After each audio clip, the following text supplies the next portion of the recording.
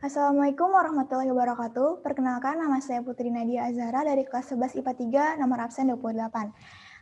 Sekarang saya akan menjelaskan mengenai apa itu hak paten dan juga bagaimana cara mendaftarkannya. Selanjutnya kita ke slide yang berikutnya.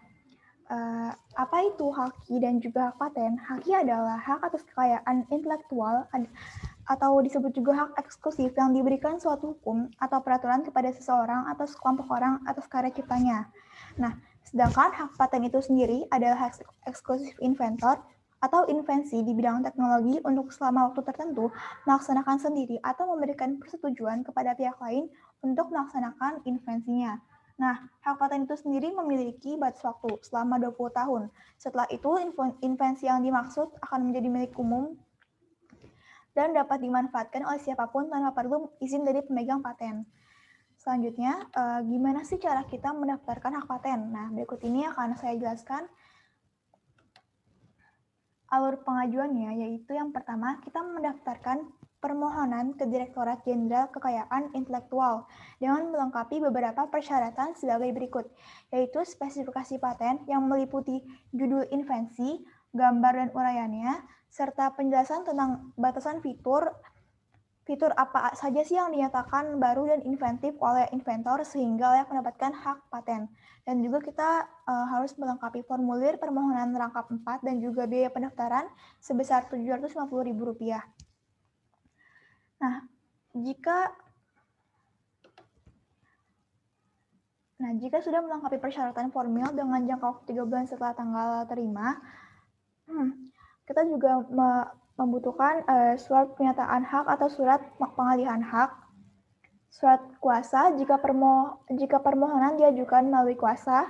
Selanjutnya ada fotokopi KTP atau identitas pemohon jika pemohon perorangan, dan juga fotokopi akta pendirian badan hukum jika pemohon adalah badan hukum, serta fotokopi NPWP.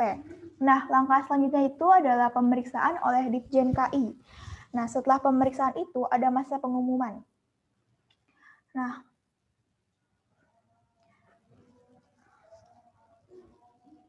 dalam masa pengumuman itu berlangsung selama 6 bulan, dan masyarakat bisa mengajukan keberatan secara tertulis kepada DJKI jika mengetahui bahwa invensi tersebut tidak memenuhi syarat untuk dipatenkan. Nah, setelah masa pengumuman berakhir, pemohon dapat mengajukan permohonan pemeriksaan substantif dengan menyerahkan formulir yang telah dilengkapi dan membayar biaya sebesar Rp2 juta ke DJKI. Nah, kalau pemohonnya tidak mendapatkan